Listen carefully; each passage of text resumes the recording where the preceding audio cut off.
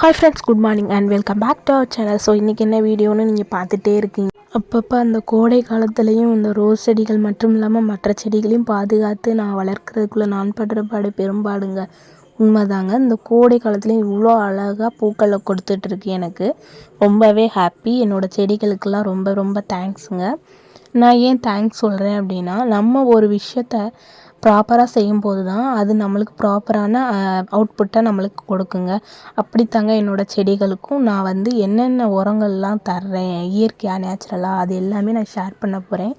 சரி வாங்க, நான் என்னென்ன டிப்ஸுன்னு சொல்கிறேன் அப்படின்னா ஃபர்ஸ்ட் ஆஃப் ஆல் நான் வந்து செடிகளுக்கு காலை டைம்லேயோ இல்லை ஈவினிங் டைமில் 2 டைமில் ஒரு டைம் தண்ணி விட்டுருவேன். மோஸ்ட்லி 2 டைம் விட்டுருவேன் தண்ணி.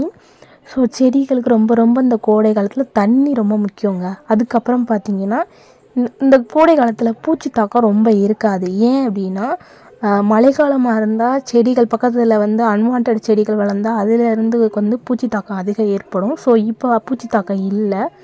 பட் இருந்தாலும் அதுங்களுக்கு என்ன மருந்து கொடுக்கலாம் அப்படின்னா, சாம்பல் இருக்க அடுப்பு இருக்கிற சாம்பல் தாங்க நான் யூஸ் பண்ணுவேன் பூச்சி தாக்கத்துக்கு.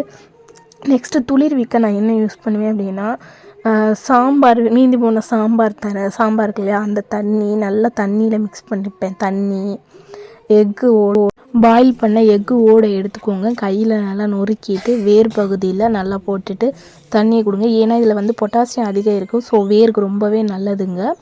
அதுக்கப்புறம் பார்த்திங்கன்னா ஒரு டிப்ஸு, அதாவது பூக்கள் நிறையா வைக்கிறதுக்கு இது என்ன அப்படின்னா, உருளைக்கிழங்கு தோல், வெங்காயத்தோல், மற்ற காய்கறிகள் வேஸ்டேஜ் எல்லாம் ஒரு இதில் 1 வீக்கு எடுத்து வச்சு ஒரு பவுலில் அதை ஒரு கரைசலாக யூஸ் பண்ணலாம் செடிக்கு.